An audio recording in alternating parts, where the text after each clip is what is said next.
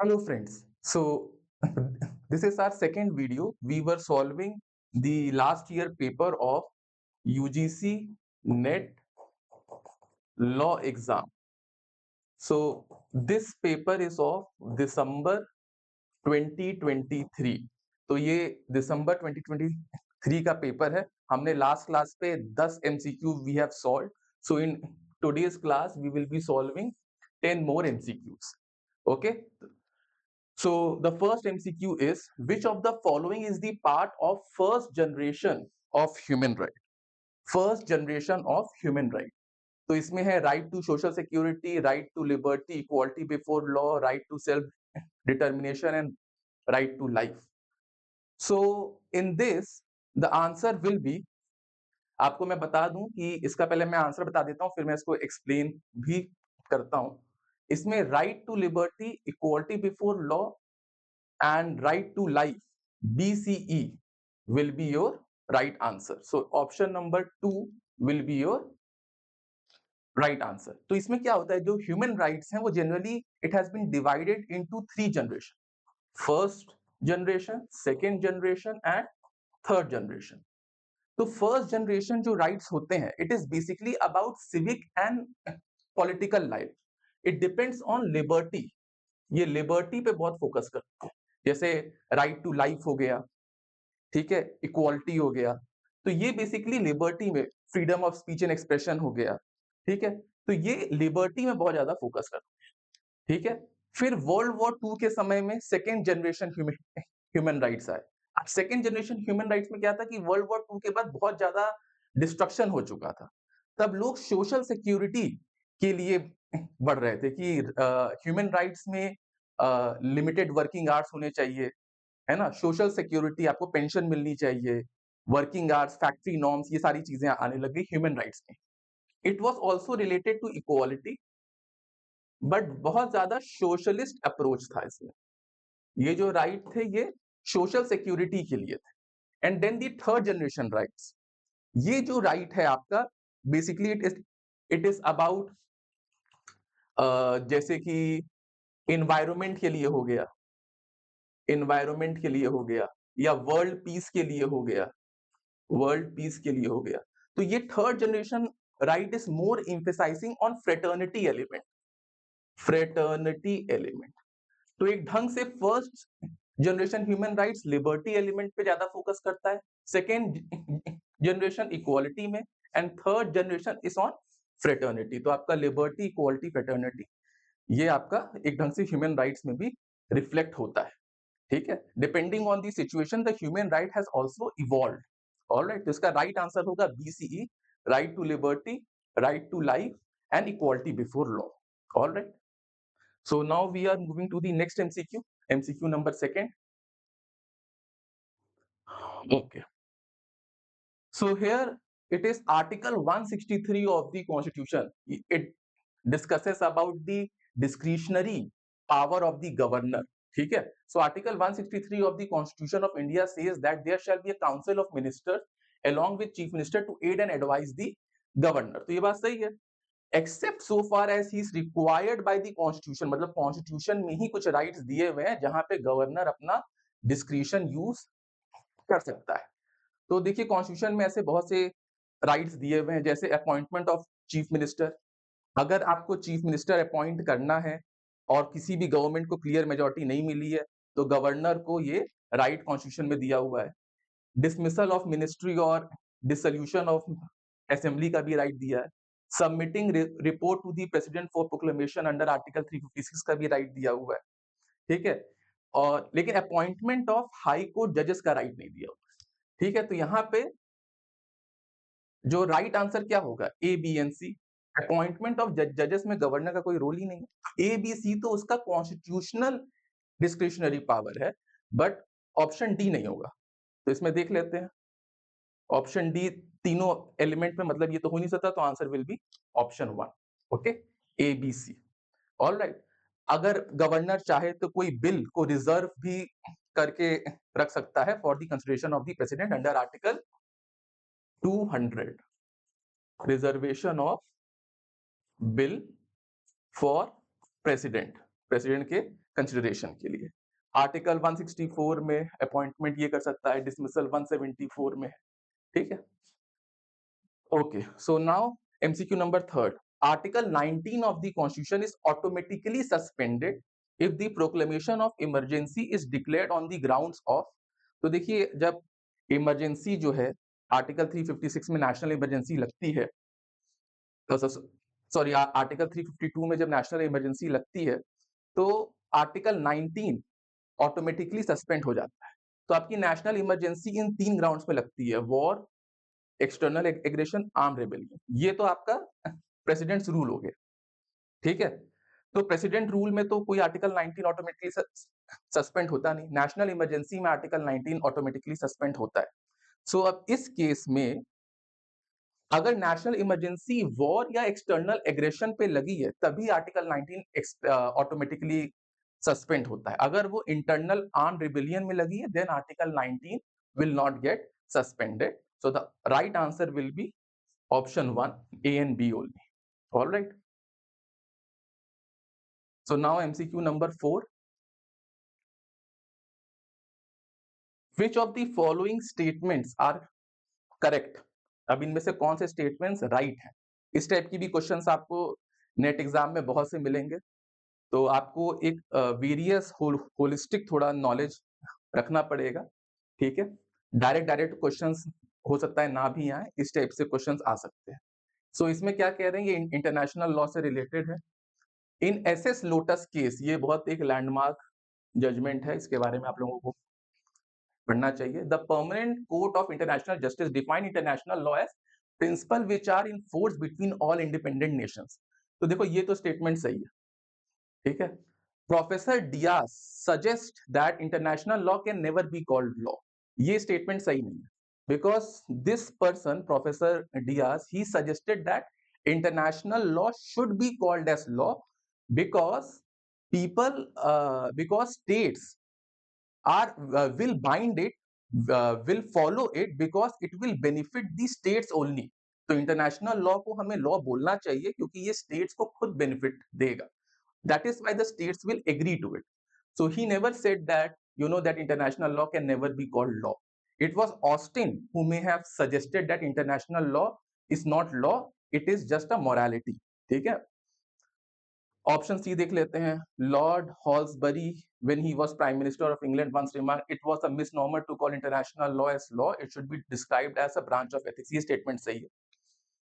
Russell has defined international law as the aggregate of rules to which the nations have agreed to conform to their conduct towards one another। ये भी statement सही है।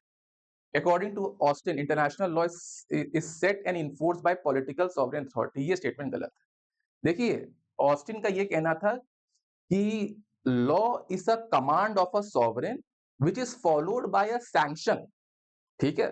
तो इसीलिए वो international law को बहुत प्योर फॉर्म ऑफ लॉ नहीं मानता था, क्योंकि इसमें कोई एक अबव अथॉरिटी नहीं, कोई एक सुपीरियर अथॉरिटी नहीं है जो कि अगर इसका फॉलो ना हो तो सैंक्शंस लगा पाए, पनिशमेंट दे पाए, ठीक है। इसीलिए ऑस्टिन के हिसाब से international law is just a morality not a law, ठीक है। तो ये स्टेटमेंट गलत हो गया। तो इसमें देखें, चूज द करेक्ट आंसर, तो बी और ई तो गलत है, then it will be A, C and D. So option 2 will be the right option. All right. Option 2 जो है इसमें right answer होगा। So ऑस्टिन का व्यू पॉइंट क्या था कि international law is not law as such because there is no sovereign firstly who will give command and secondly there are no sanctions। अगर कोई फॉलो नहीं करता है तो उसके लिए कोई पनिशमेंट्स नहीं, ठीक है। और professor Dias was the one जिन्होंने कहा था कि international law should be considered as law, why, because the states, the nations will follow it because it will benefit them only, ठीक है। So there is a binding ability in international.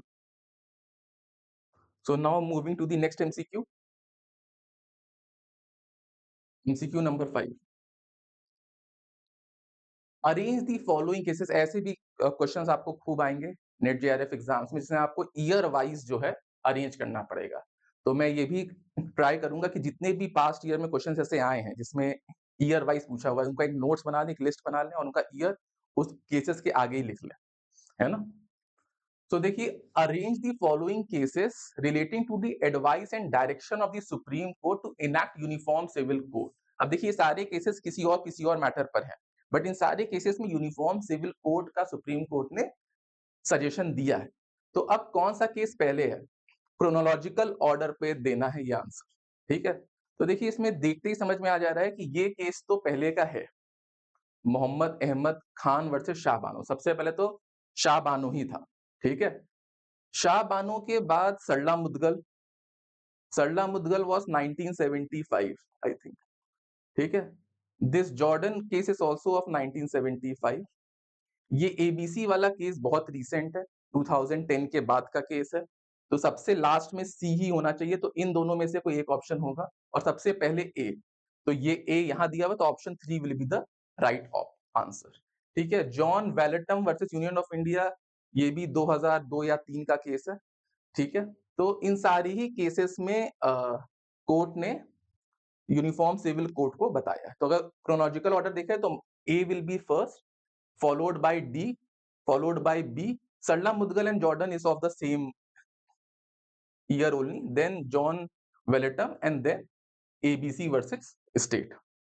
All right. Shah Bano case was regarding maintenance. अगर इसको हम लोग एक बार ये भी पढ़ लेते हैं कि इन केसेस में क्या डिस्कस हुआ था, मैं शॉर्ट में बता दे रहा हूँ। इट वाज रिगार्डिंग मेंटेनेंस, ठीक है, मुस्लिम लॉ में। दिस वाज रिगार्डिंग कि अगर कोई person, if a Hindu changes the religion, converts into Islam and marries again, and if the first marriage is not dissolved, then the status of the second marriage will be void. तो ये आपका सरला मुदगल में हुआ था discuss. ABC is regarding the, ये एक women oriented case है, जिसमें a mother has full right not to disclose the name of the father if she wants the birth certificate of the child, ठीक है। Then this Jordan versus SS, this is also related to maintenance only, I think. And this John Valetum versus Union of India. All right. So in all these cases, uniform civil code is discussed. Okay. ये John वेलेटम वाले case में church ने ये किया था कि section 118 of Indian succession act, ये जो था थोड़ा डिस्क्रिमिनेटरी था, क्योंकि अगर किसी को भी अपनी लैंड चर्च को देनी है तो उसके लिए डिफिकल्टी क्रिएट हो रही थी। So it was violative of article 14 also, बाकी रिलीजन्स के लिए ऐसा नहीं था, ठीक है। तो इसीलिए इसको भी चैलेंज किया गया। ऑलराइट, तो now moving to the next MCQ, MCQ number 6। Arrange the following case in sequence of their year. देखिए, ऐसा क्वेश्चन तो इजी हो जाता है, क्योंकि ये डॉक्ट्रिन ऑफ बेसिक स्ट्रक्चर से है, ये आपने बहुत बार पढ़ा भी होगा। सो इसका ईयर याद रखना डिफिकल्ट नहीं होता, बट बाकी केसेस का ईयर्स याद रखना थोड़ा डिफिकल्ट हो जाता है, ठीक है। तो इसमें अगर उसमें ईयर याद भी नहीं रखना, बस एक सीक्वेंस वाइज बताना है। तो सबसे पहले Shankari Prasad, this was the first amendment case, ठीक है। तो सबसे पहले तो वही होगा। Then Sajjan Singh, it promoted it, उन्होंने भी अपना जजमेंट शंकारी प्रसाद के बेसिस पे ही दिया था। देन गोलकनाथ, जिन्होंने शंकारी प्रसाद को ओवर रूल किया था। And then Kesavananda case, जिन्होंने डॉक्ट्रिन ऑफ बेसिक स्ट्रक्चर दी थी और गोलकनाथ केस के पॉइंट्स को ओवर रूल किया था, ठीक है। So it will be B D C A, okay, B D C A, option 1 will be the right answer. Then MCQ 7, as per NGT act environment का मतलब क्या है? It includes water, air, land and interrelation. तो क्या क्या चीजें environment में आती है? वाटर आता है, एयर आता है, लैंड आता है, inter relationship between water, air and land आता है, ठीक है। ह्यूमन बींग्स आते हैं, लिविंग क्रिएचर्स आते हैं, प्लांट्स आते हैं, माइक्रो ऑर्गेनिज्म आते हैं, और क्या आएगा? एंड क्या वर्ड दिया है? So the word given is property, ठीक है। So option 3 will be the right answer. It is as per section 2 of NGT act, ठीक है। Moving to the next MCQ. ऐसे भी क्वेश्चंस आते हैं इन विच assertion and reasoning is given. So meher is a sum of money which the Muslim husband agrees to pay to the wife as a mark of respect. तो जो मेहर होता है, डावर जो होता है, वो एक सम ऑफ मनी है जो कि मुस्लिम हस्बैंड अपनी वाइफ को as a mark of respect देता है for agreeing to marry him. Since Muslim marriage is a contract, it is necessary that dower must be specified at the time of marriage, and if it not specified, it can be presumed. तो हाँ, marriage Dawar specified होना चाहिए, but अगर specified नहीं भी है, then also it is assume कि वो उसके डेथ या डिवोर्स के टाइम पे मिलेगा। ठीक है, इफ नॉट पेड अर्लियर, जो रीजन दिया हुआ है, mehr become due on death of the husband और dissolution of marriage by divorce. So दोनों ही सही है, A and R both are right. Okay, so the right answer will be option 1. Both A and R are correct, and R is the right explanation of A. The General Assembly of United Nations passed the Uniting for Peace resolution on, तो देखिए ये Uniting for Peace resolution क्या है?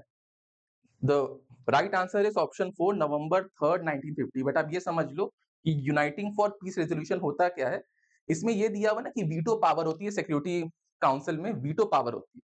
तो अगर कोई एक war है या कोई इमरजेंसी सिचुएशन है और किसी एक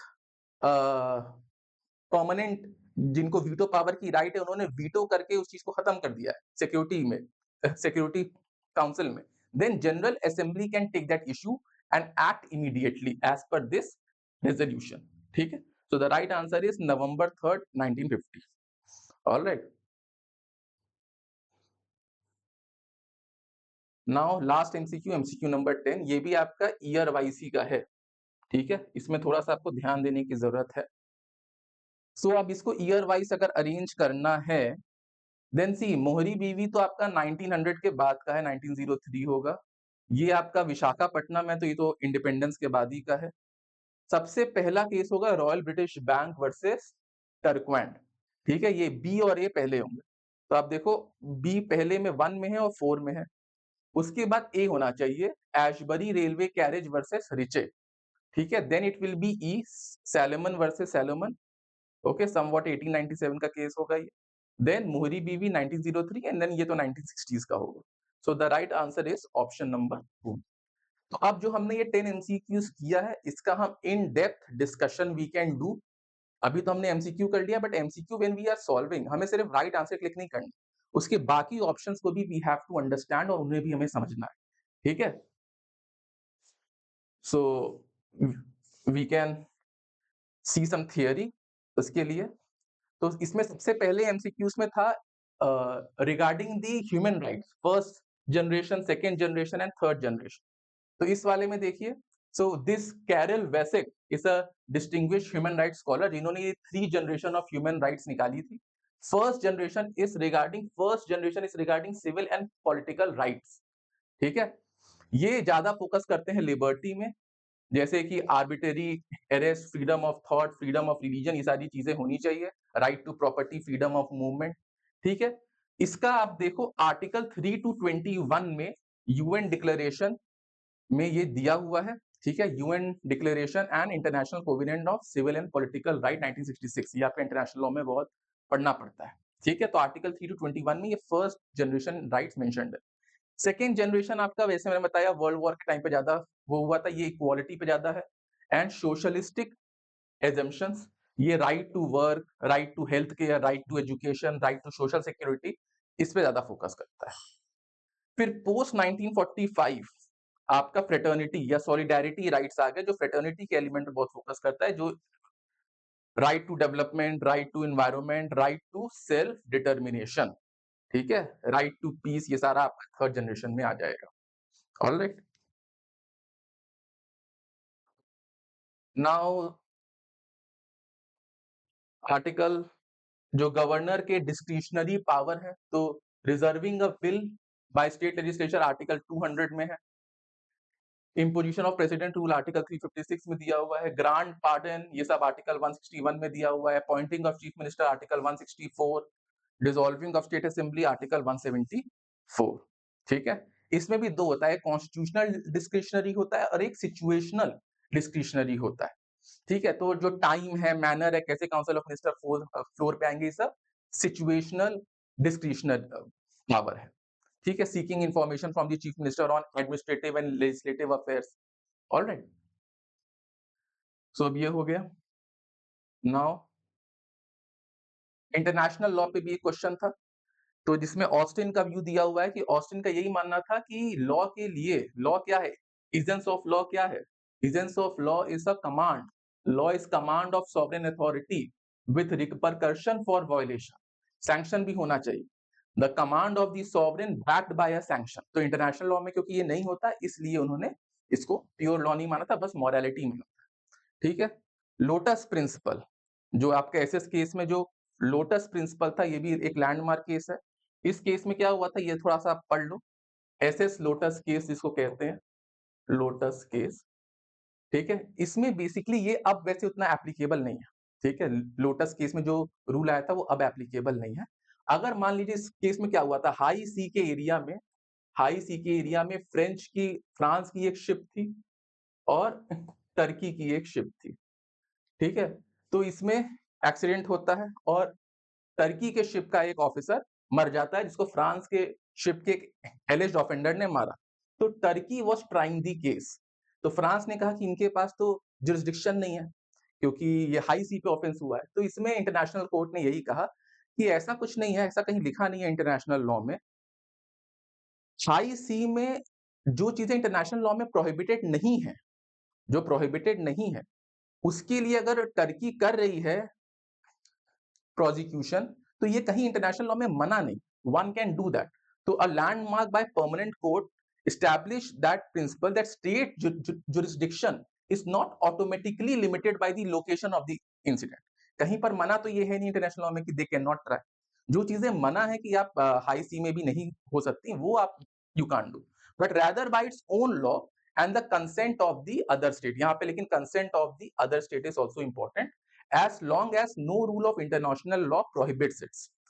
तो ट्राई करना है किसी ऑफेंडर को, तो ये तो कोई इंटरनेशनल लॉ का रूल नहीं परमिट करा, बट अभी क्या है, SS lotus case is not that well applicable, अब फ्लैग के बेसिस पे करते हैं। ठीक है,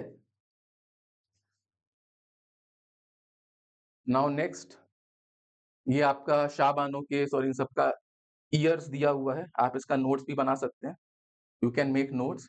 तो Shah Bano case was in 1985, Sarla Mudgal 1995, John Vallamattom is in 2003, ABC 2015 का केस है, Shayara Bano 2017 which is relating to triple तलाक।